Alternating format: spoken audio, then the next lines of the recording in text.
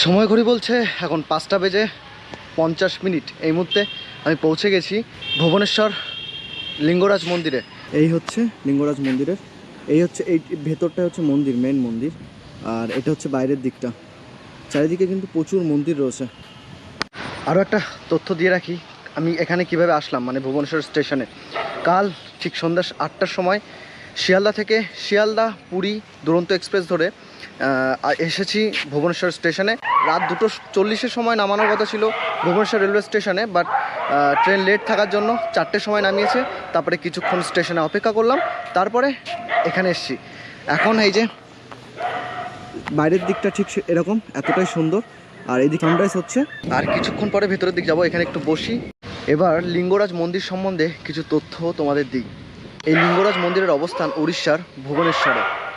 এই মন্দিরে পুজো করা হয় শিবকে, তবে শিবের পুজো হলেও এই মন্দিরে বৈষ্ণব প্রভাবও দেখা যায়। মন্দিরের শিবলিঙ্গকে বলা হয় হরিহর, যার অর্ধেক অংশ শিব এবং অর্ধেক অংশ বিষ্ণু। লিঙ্গরাজ মন্দির ভুবনেশ্বরের সবচেয়ে বড় এবং প্রাচীন মন্দিরগুলির মধ্যে একটি। বলা হয় মন্দিরটি সোমবংশী রাজা যাযাতি কেশব দেব দ্বারা 11শো শতকে সম্পূর্ণ হয়। ভুবনেশ্বর নাম এসেছে এই মন্দিরের দেবতা ত্রিভুবনেশ্বর থেকে। এই মন্দির চত্বরের আয়তন প্রায় 25,000 বর্গমিটার। প্রধান মন্দিরের উচ্চতা প্রায় 180 ফুট। মন্দিরের 4টি প্রধান অংশ রয়েছে: ভীমানা, জাগমোহন, নাট মন্দির আর ভোগমণ্ডপ। এখানে শিবলিঙ্গ ভূগর্ভ থেকে নিজেই উঠে এসেছে। শিবরাত্রি, চন্দন যাত্রা, রথযাত্রা এই মন্দিরের প্রধান উৎসব। মন্দিরের ভিতরে 50টিরও বেশি ছোট ছোট মন্দির রয়েছে, যেখানে পার্বতী, গণেশ, বিষ্ণু, কার্তিকের প্রমুখের পুজো হয়।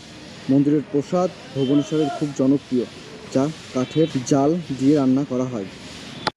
আচ্ছা, মন্দির সকাল 5টা থেকে রাত 9টা পর্যন্ত খোলা থাকে। সকাল 5টা থেকে রাত 9টা পর্যন্ত সবসময় খোলা থাকে। মন্দিরের ভেতরে চামড়ার কোনো কিছু নিয়ে যাওয়া যাবে না, বেল, ক্যামেরা, ফোন এগুলো কিছুই নিয়ে যাওয়া যাবে না।